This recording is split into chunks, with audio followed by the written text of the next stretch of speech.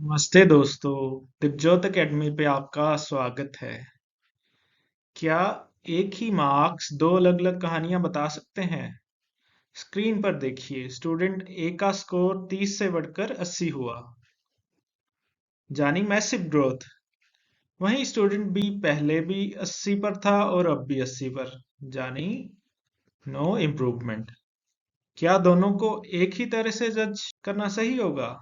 इसी सवाल का जवाब है हमारा आज का topic, formative versus summative assessment. आखिर टीचर असेसमेंट्स करते क्यों हैं? आखिर टीचर्स असेसमेंट करते क्यों हैं? इसके दो कारण हैं। टू इम्प्रूव लर्निंग, पढ़ाई के दौरान बच्चों को गाइड करने के लिए, और दूसरा कारण है टू जज लर्निंग, कोर्स के एंड में फाइनल रिजल्ट जांचने के लिए। Assessment is not one size fits all. इसका पर्पस ही इसकी टाइप्स को डिफाइन करता है। पहला हमारे पास है फॉर्मेटिव असेसमेंट। इसको हम असेसमेंट फॉर लर्निंग भी कहते हैं। ये पढ़ाई के दौरान चलने वाला कंटिन्यूअस प्रोसेस है। इसका साइकिल बहुत सिंपल है। सबसे पहले टीच करते हैं, फिर उसको क्विज करते हैं, उसका स्टूडेंट को फीडबैक देते हैं और उससे स्टूडेंट इम्प्रूव करता है। इसी को बार बार रिपीट करते हैं। इसका एक एग्जांपल लेते हैं। जैसे टीचर ने वीकली क्विज लिया, वीक एरिया पहचान कर दोबारा पढ़ाया और बच्चों का स्कोर बेटर हो गया। दूसरा हमारे पास है समेटिव असेसमेंट, यानी असेसमेंट ऑफ लर्निंग। देखो, पहले वाले में था फॉर लर्निंग और यहाँ पे है ऑफ लर्निंग। ये कोर्स के एंड में होता है, जो आपकी स्टडी का फाइनल वर्डिक्ट देता है। जैसे आपके फाइनल एग्जाम्स और उस पे रिपोर्ट कार्ड्स बनते हैं या फिर ग्रेड और सर्टिफिकेशन होता है, ये समेटिव असेसमेंट से किया जाता है।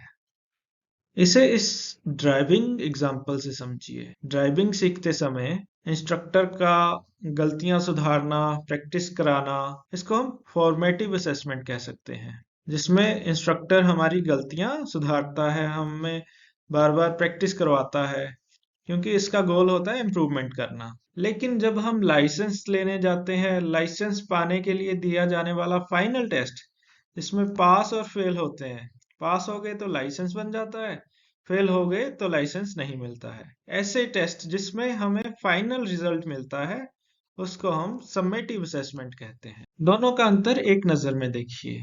फॉर्मेटिव का मकसद है इम्प्रूवमेंट, जबकि समेटिव का मकसद है लर्निंग को जज करना। दूसरा क्या है? फॉर्मेटिव स्टडी के दौरान होता है, ड्यूरिंग लर्निंग, जबकि सम्मेटिव होता है एंड ऑफ द लर्निंग, जब स्टडी का अंत हो जाता है। तीसरा है फॉर्मेटिव में तुरंत फीडबैक दिया जाता है और पूरी तरह डिटेल्ड होता है, जबकि सम्मेटिव में केवल फाइनल ग्रेड या स्कोर्स दिए होते हैं।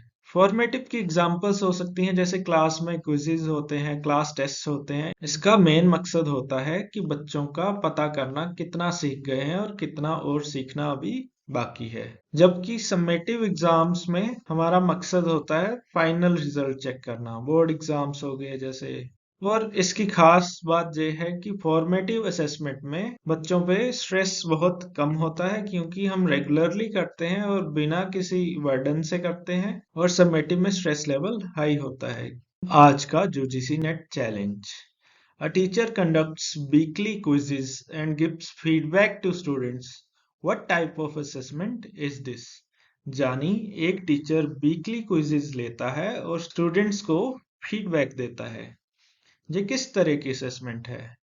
समेटिव, डायग्नोस्टिक, फॉर्मेटिव और प्लेसमेंट। सोचिए। हाँ, बिल्कुल सही, ये फॉर्मेटिव असेसमेंट में आता है। Thank you for listening and joining us.